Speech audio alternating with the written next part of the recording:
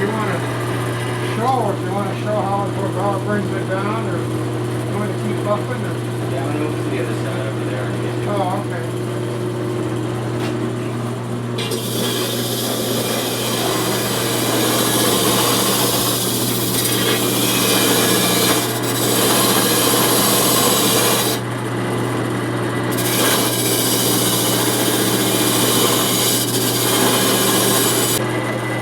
Before I get it even down to this point, I scrubbed it to get all the glue and stuff what I was playing with downstairs. Take that off first. Then all I've got here to do is to take what's actually on here. Let me.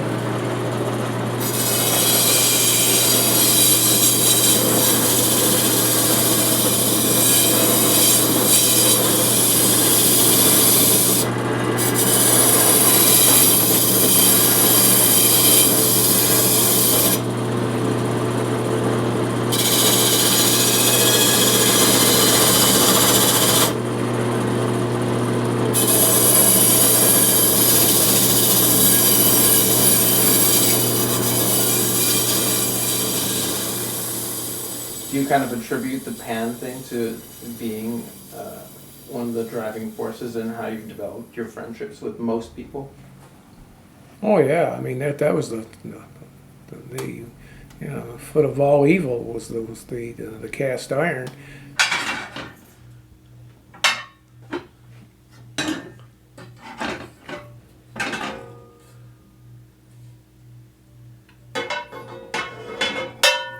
Actually, the beginning goes way back. My parents always, Saturdays usually we used to go to auctions, farm auctions and stuff, and I don't know, I must have been probably maybe 8 years old. And of course I was bored to death, and I always found some kid to play with or something anyway. But at that auction, my father bought what he thought was a cast iron kettle, and I thought that was kind of neat, but didn't make a real big deal.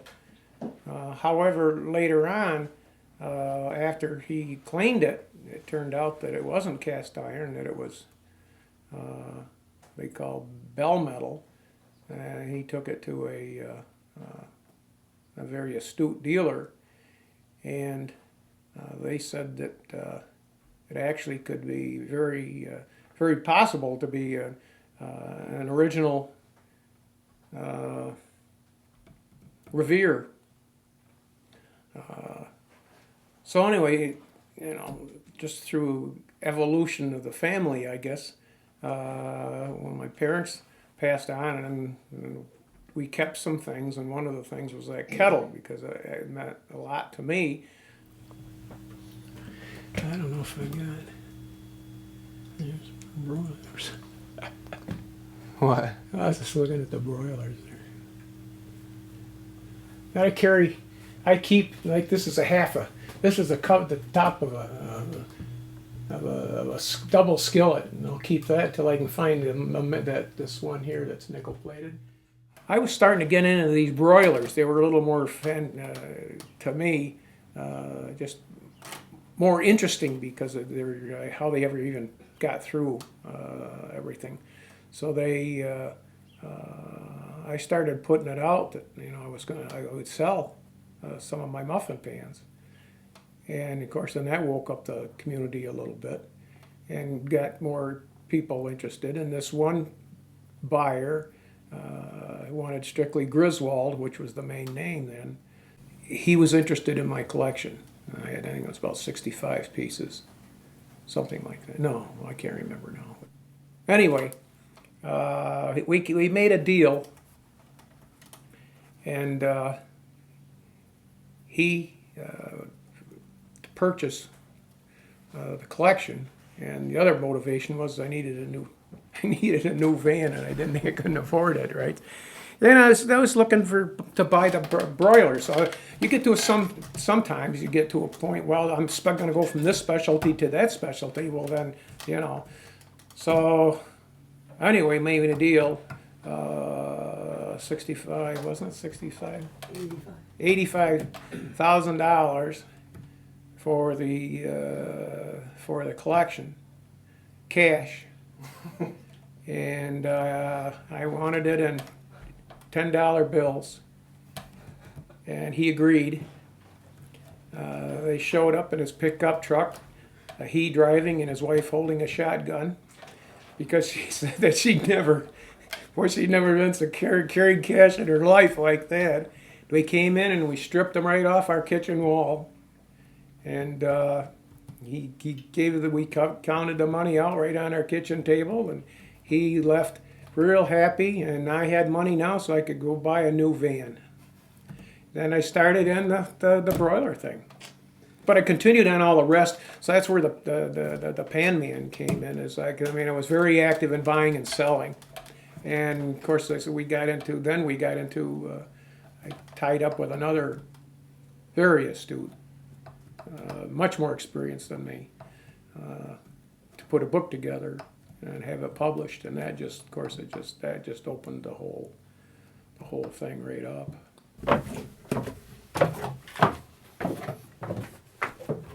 Welcome to the dungeon. Alright, what do you want, the electrolysis first? Okay, the whole theory of this is that this thing plugged in? Yeah. The whole theory of this is to put a electrical charger in here, and then you've got, this is the positive side of the electrical current, and this, the barrel itself, is the negative post. So what we want to do to clean this off is I'm going to lower this, if I can get it shaking long enough. Just put that in the water like this. Instantly, it's starting to bubble. What that's doing now, that charge is going down through the hot side of it, and this hook here and the skillet that's underneath picks it up down there through the current here. What that does, take probably a day or so, but that'll boil that whatever's on there, whether it's the burned on grease or rust. It's a real simple thing. You just got to remember not to bump the side of the barrel or whatever. You can see this isn't a very delicate place to work. But the beauty of it is you don't have to deal with chemicals. And this is fundamentally lye that's in here. So now how to take that right down to the rust. Now the easiest way to get the rust off when it's this heavy, well, that isn't going to be too heavy, but is the electrolysis. A couple of days, then you can wipe it right off. Then the brush just polishes it up. It takes you right down to that nice surface.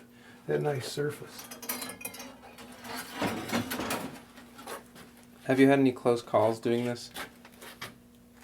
Close calls? No, I'm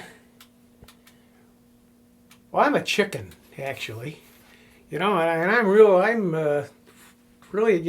afraid to get hurt. So I'll tell you, I go just the way I'm supposed to do it. Now, you know, if it could happen, I know guys have gotten, you know, like some little splash in there. And boy, I'll tell you, it eats flash. It really does. The problem is that collectors don't want to sell anything they have. They want to trade for something that they want. So I started trading cast iron pieces to the other dealers. So I started purchasing cast iron cookware, basically. You know, skillets and Dutch ovens and all sorts of things to trade for the muffin pans. Well, one thing led to another. I started acquiring quite a bit of things other than muffin pans and stacking them up, so to speak. A couple other collectors showed me or taught me actually how to clean them so that you didn't damage the iron and whatever. When one thing led to another, I mean, I went from a couple skillets to a couple hundred, along with several other pieces. I'm just going to look to see if I got anything I haven't got to dig too far for. Broilers. These are broilers. All those I got in there. I can't even find any. I got some really neat ones if I can find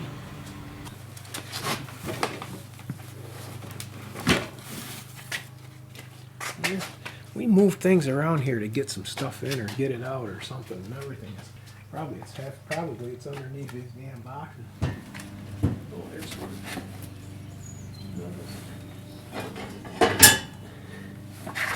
Oh yeah, some of these are so curly. I love them. I mean, this is all the way across. Put it together. Yeah. Nearly busted the handle off. Kind of neat. And they sold it like that, or it's been No. repaired by It's someone? been repaired by somebody. You know, the old timers, boy. You know, they broke something. They used them. I mean, they didn't just throw them away. Let's see, some of them are really bizarre. If I can find any more. Okay, and this is the number 7 Wapak from Wapakoneta, Ohio. Their foundry. And they nickel plated the outside surface. That's why some of it's, and the rest of it is worn off. Some of it's remained. Here's a skillet that isn't real popular, but as far as a cooking device, it's excellent. They don't come any better than this. Is that what you guys use out there? No, we got mostly Wagner. You know, and then everybody's like, it's got to be Griswold. I don't want Wagner. Hey, out the earlier Wagner pieces are just as good as Griswold, and there's 3 of them out there right now. And I don't know. I don't even think the Dutch oven is Griswold. You don't need to spend the money to have good iron.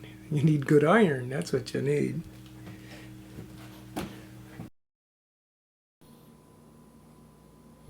Do you have a favorite muffin pan specifically? I used to. Now you have Sold too it. many. Oh, you sold it. Oh, God. You done? Okay.